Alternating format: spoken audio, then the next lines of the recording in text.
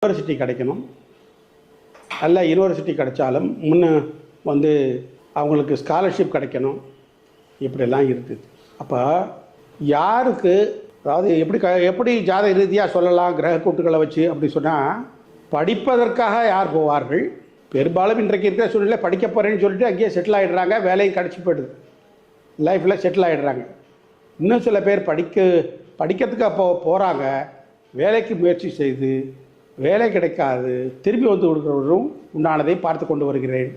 ஏன் அப்படின்னா, அந்த கிரகக்கூட்டு உத்தியோக ரீதியாக வெளிநாட்டில் உத்தியோகம் பண்ணுறது அவர்களுடைய ஜாதகத்தில் நல்ல அமைப்பில் இருந்து தசாபுத்தியும் அதற்கு தகுந்த மாதிரி அனுகூலமாக இருந்ததனால் அவர்கள் அங்கேயே வேலையை பார்த்து செட்டில் ஆக வேண்டிய சூழ்நிலை ஏற்படும்.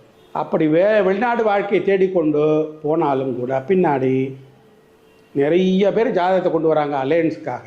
அங்கே இருக்க